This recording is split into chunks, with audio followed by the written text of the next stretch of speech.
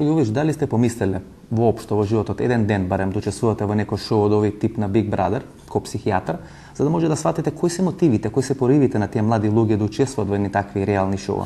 Можам сосема да ги разберам кои се потребите и мотивите. Нели, таа е една жилба за екзибиционизам, да се биде во центар на вниманието, да се биде дел од нешто, па дури и по цена да тоа не биде прифатено од страна на средината. Првата асоциација, да речеме на шоу типот на Big Brother, вие ко психијатар, која е прва асоциација? Прва асоциација ми е недостаток на вистински содржини, нели, кои може да бидат понудени во медиумите, недостаток на вистински содржини во реалниот живот на луѓето кои се вклучуваат во така наречена виртуелна реалност, зашто дефинитивно тоа е една виртуелна реалност и една реалност во која живеат.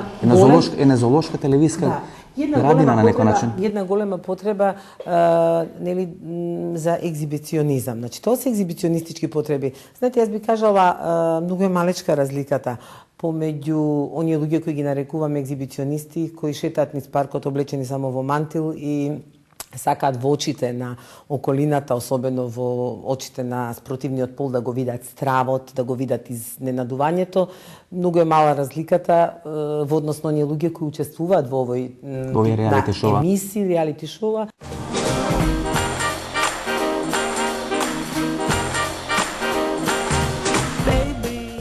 Ако е прифатена незината понуда за одредена сума меѓу 10 и 20 илјади евра, тогаш Тамара Тодевска ќе беше учесник на реалното шоу Фарма, односно представникот на Македонија на Евровизија минатата година. Ќе копаше зелка или ќе садеше прас во некое село на 30 км од Белград.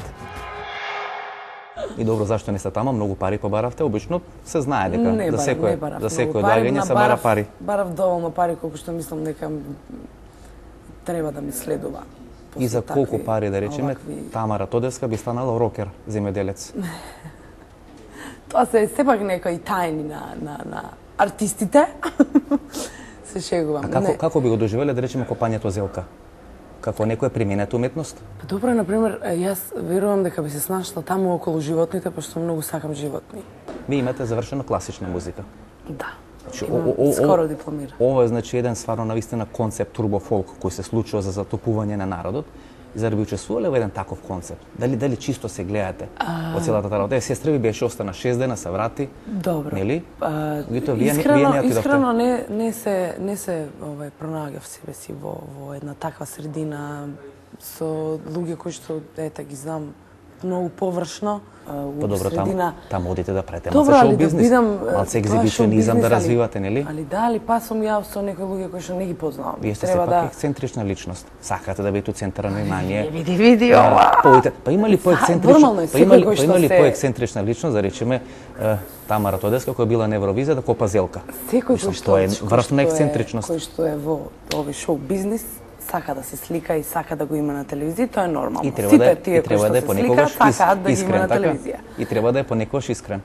Секогаш, јас сум секогаш искрена. И колку пари побаравте? Па добро, јас знам дека вие сте такви, дека мора да знаете тоа што ви интересира, али ја нема да ви кажам. Нема да пораснете у мој очи ако побаравте на 20.000 евра. Чисто не, 20.000 евра не побарав, али побарав доволно за тие потреби. Ете, например, побарав толку колку што би заработила овдека, можда малце повеќе. Колку што би заработила овдека неделно или да им речете, јас сум горда македонка на Србијата и не под 10.000 евра не попуштам. Не сум ја Кики и Вики во Big Brother. Добро, сега Big Brother не го споредувам со Фарма, затоа што овде се веќе некои VIP личности кои што веќе се знаат. Живеле таму некаде на средниот запад во Америка, чисто ако веќе тука зелка копата, ама би може лепченка да одгледувате. Па не верувам дека би се нашла. Малце сум помодерна.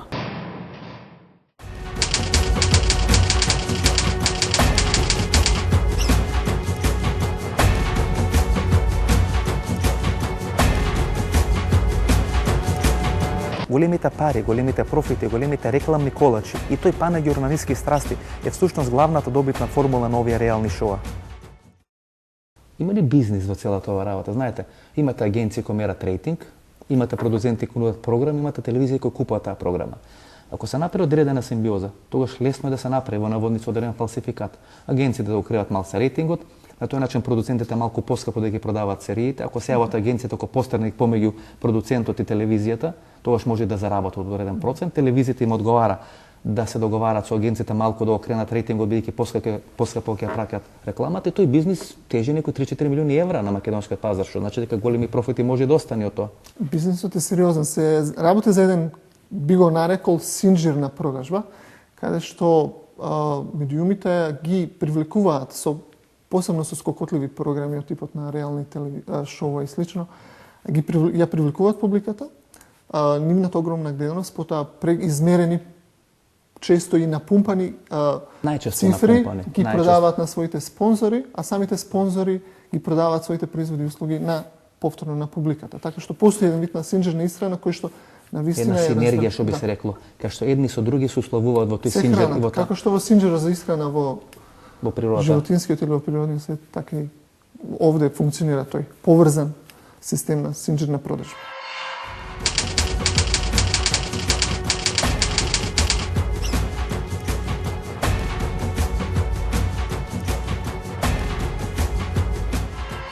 Се каете ли воопшто што им дозволивте на керките да учествуваат? Не воопшто. Би влегли ли вие? Може би во тоа шоу? Би влегол уште истиот момент сега, кога додека разговараме. И таму биле со керките, со зетот? Со се. Би имало нефамилиарна атмосфера? Само со супругата Скаричка би може да...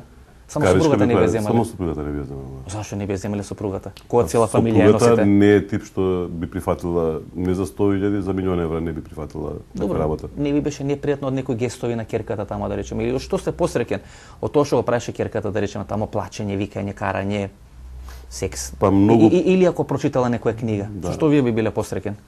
Многу потешко ми паѓаше кога имаше оние сцени со плачење, вриштење, такви работи. Овие сексуалните не ви смета? Тие сексуалните не ми смета уопште.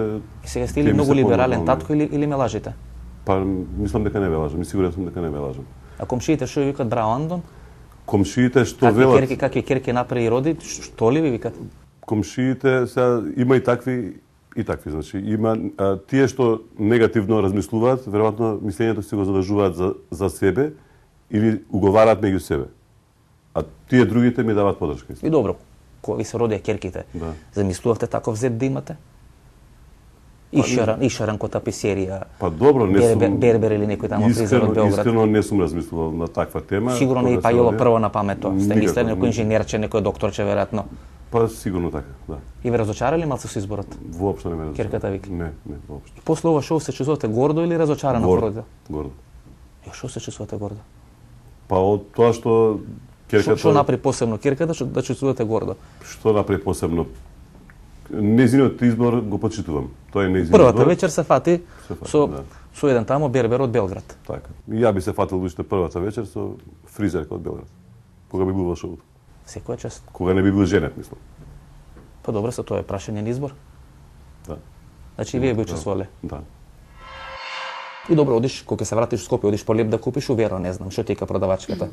Или не знам, одиш нешто на козметичар или на забар, на стоматолог. Искрено да бидам, не сум излегла од дома. Ти е страв? Не ми е страв. Од реакцијата? Не ми е страв од реакцијата, едноставно бев тука и отидов во Белград за да се запознам со другарите и другарките на Карлос, да видам он каде живее, што како функционира све кај него, од прилика да дознам некои работи што не ги дозна во шоуто. Значи, и ми беше многу убаво, имав многу позитивни коментари. Ова ми објаснуваш кој некоја лав стори од доктор Живаго. Ма не е така. Ма не е така. Дали си свесна дека... Па да напишам книга може и ќе ви изгледа така. Па што не напишеш? Па има време, излегов сега, нема ни месец не се заинтересирана да читаш, ама може знаеш да напишеш. Има многу луѓе кои поише напишале, него што прочитале животот. Добро. Колку пари ти плати во Big Brother? За тоа не смеам да ви кажам. Вредеше за толку пари да го правиш тоа? Па вредеше.